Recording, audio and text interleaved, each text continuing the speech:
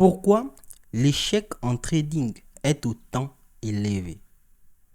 Dans cette vidéo, on essaiera de comprendre ensemble pourquoi l'échec en trading, le fait que plusieurs personnes n'ont pas de résultats en trading, à quoi c'est dû?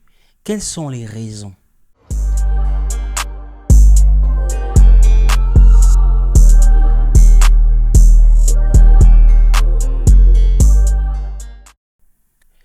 Pourquoi le taux d'échec en trading est autant élevé? Pourquoi plusieurs personnes échouent en trading? L'AMF a sorti une stat qui dit que 80% de personnes qui investissent en trading perdent de l'argent. Donc en réalité, plus de la moitié des personnes qui investissent en trading ne gagnent pas d'argent et ne gagneront jamais de l'argent. À quoi c'est dû? Pourquoi certains ont les résultats et d'autres non? Je pense que cette vidéo va beaucoup t'aider. Certainement, au travers de cette vidéo, tu pourras avoir des idées pour éviter de faire partie de ces personnes qui ont tant l'échec, qui ont autant d'échecs en trading et surtout te faire sortir de cela. Donc, il est important que tu regardes cette vidéo du début jusqu'à la fin pour ne pas manquer ce qui changera certainement tes résultats en trading. Déjà, pour pouvoir aborder ce sujet, il est important déjà de comprendre qu'est-ce que le trading. Et le trading est basé sur quoi? En réalité, le trading, pour faire simple, le but c'est d'investir de l'argent. Le but c'est de prendre l'argent que tu as, investir cela pour gagner bien plus. Mais le souci c'est que tu peux gagner, tu peux également perdre. Cela change tout. On sait que l'argent sur cette terre, c'est la cause de tous les maux. L'argent, pour certains, il faut commettre des crimes pour l'avoir. Il faut faire du scam pour l'avoir. Il faut commettre des meurtres pour l'avoir. L'argent, pour l'obtenir, il y a d'autres qui transpirent, qui épuisent leur corps, qui font souffrir leur corps. Il y a des personnes qui ne prennent jamais des vacances à cause de l'argent. Et depuis que tu es né, tu vas à l'école, tu fais les études, tu essaies de faire des activités pour avoir de l'argent pour pouvoir vivre sur cette terre. Mais on te dit que ce business, que le trading, tu dois prendre cet argent que tu chéris, que tu aimes tant, que tu veux. Tu dois l'investir, être prêt à le perdre pour gagner bien plus. Donc, plus que l'argent est basé sur ta douleur, sur tes émotions, sur ta cupidité. Donc, en réalité, l'argent est basé sur tes émotions, sur ton cœur. Donc, il y a plusieurs personnes qui se lancent dans cette activité et ne savent pas que c'est réellement un combat émotionnel contre leur argent, contre leur cupidité, contre leur personne. Première chose qui pousse les gens à venir dans le trading, c'est quoi? C'est tout simplement le fait que dans le trading, tu as la capacité de gagner beaucoup d'argent sans forcément investir gros.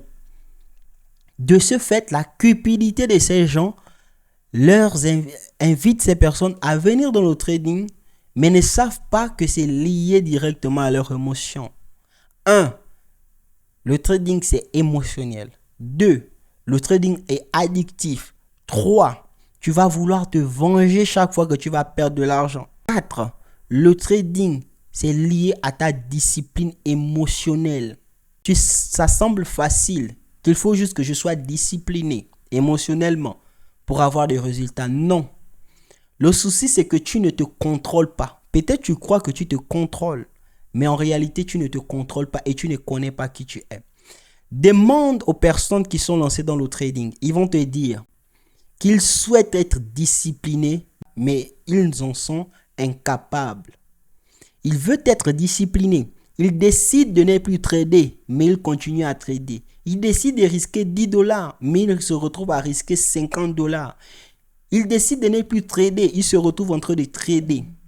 Vraiment, si tu ne comprends pas que le trading est basé sur les émotions, tu ne pourras jamais avoir des résultats. Le souci, c'est que lorsque tu viens dans le domaine du trading, tu n'as pas cette connaissance. Tu ne sais pas ce qui t'attend. Le trading semble facile, l'une des raisons pour lesquelles les personnes veulent se lancer. Ils estiment que tu dois juste acheter et vendre. Cela leur pousse à ne pas apprendre le trading. Cela leur pousse à juste venir investir mais pas apprendre. C'est la première erreur. Le fait de ne pas vouloir apprendre le trading. Tant que tu n'apprendras pas le trading, ainsi, tu n'auras jamais les résultats.